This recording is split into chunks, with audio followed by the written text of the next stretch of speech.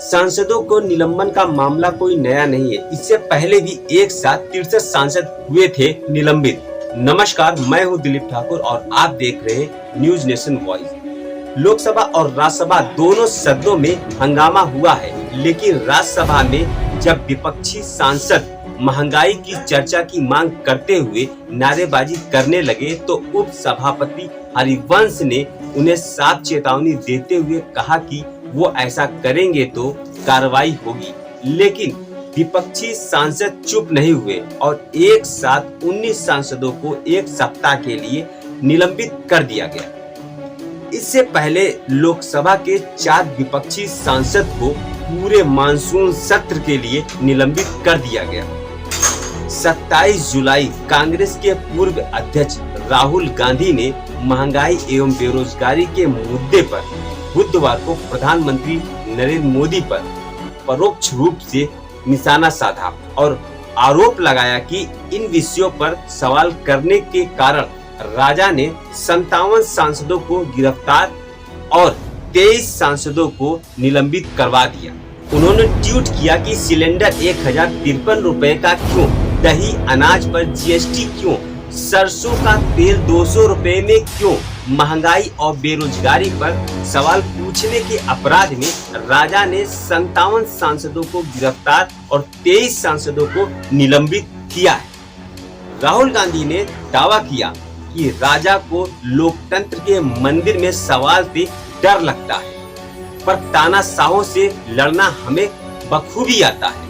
कांग्रेस नेता ने प्रवर्तन निदेशालय द्वारा सोनिया गांधी से पूछताछ का विरोध कर रहे पार्टी सांसदों को हिरासत में लिए जाने तथा संसद के दोनों सदनों में महंगाई एवं जीएसटी पर चर्चा की मांग को लेकर हंगामा करने वाले 20 से अधिक सांसदों के निलंबन का हवाला दिया है। विपक्ष के हंगामे के बीच 2 दिनों के अंदर राज्यसभा और लोकसभा से अब तक के विपक्ष के 24 सांसद निलंबित हो चुके हैं।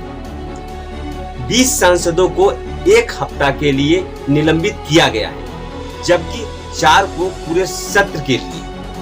ये पहली बार नहीं है जब सत्र के दौरान हंगामा करने पर सांसदों को निलंबित किया गया। 1989 में तो एक बार एक साथ 63 सांसदों को निलंबित कर दिया गया था। आज हम आपको कुछ ऐसी ही जानकारियां बताएंगे।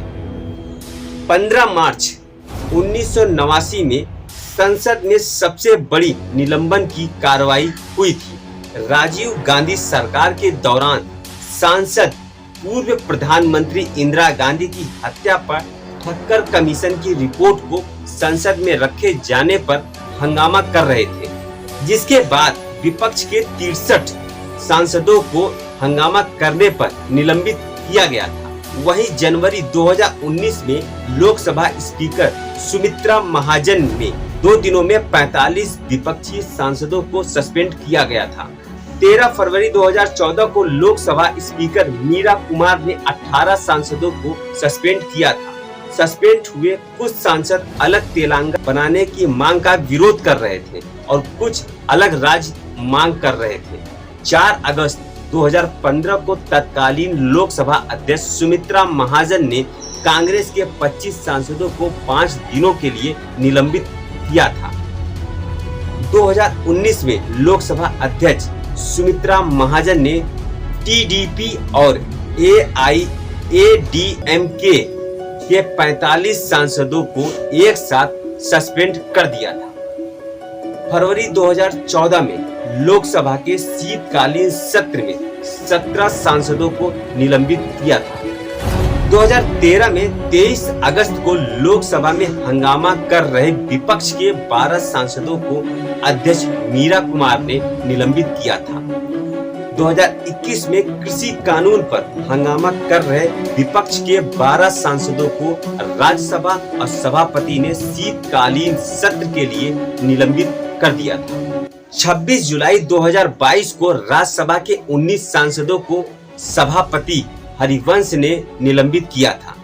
संविधान के आर्टिकल 105(2) के तहत भारत में संसद में किए गए किसी भी व्यवहार के लिए कोई सांसद किसी कोर्ट के प्रति उत्तरदायी नहीं होता है। यानी सदन में कही गई किसी भी बात को कोर्ट में चैलेंज नहीं किया जा सकता। लेकिन इसका मतलब यह नहीं कि सांसदों को संसद में कुछ भी कहने का छूट मिली हो। एक सांसद जो कुछ भी कहता है वो राज्यसभा और लोकसभा के रूल बुक से कंट्रोल होता है। इस पर सिर्फ लोकसभा स्पीकर और राज्यसभा के सभापति ही कार्रवाई कर सकते हैं। यही वजह है कि लोकसभा स्पीकर ने सोमवार को कांग्रेस के 4 सांसदों को सत्र की शेष अवधि तक के लिए और मंगलवार को राज्यसभा के 19 सांसदों को 1 सप्ताह के लिए सस्पेंड कर दिया गया है। बुधवार को राज्यसभा में आम आदमी पार्टी के सांसद संजय सिंह को भी सस्पेंड कर दिया गया। कुल सस्पेंड हुए सांसदों की संख्या 23 से बढ़कर 24 हो गई। अब सवाल ये उठता है कि हर बार विपक्ष का ही सांसद क्यों सस्पेंड होता है। तो आइए इसको भी जान लेते हैं। लोकसभा के रूल बुक के मुताबिक सदन को चलाने की जिम्मेदारी स्पीकर की होती है। आमतौर पर सरकार की पॉलिसी या किसी कानून के खिलाफ विपक्षी सांसद ही विरोध करते हैं। ऐसे हालात में अगर विरोध में कहे गए किसी कमेंट या बिहेवियर या ऐसी चीज जिसे स्पीकर अभद्र मानता है तो स्पीकर उस सांसद को सस्पेंड कर सकता है। इसी तरह राज्यसभा के सभापति भी रूल बुक के हिसाब से सांसदों के खिलाफ कार्रवाई कर सकते हैं। देखा जाए तो ज्यादातर मामलों में विपक्ष ही सरकार की पॉलिसी या कानून को लेकर विरोध करते हैं। ऐसे में कार्रवाई में सस्पेंड होने का चांस भी उन्हीं को बनता है।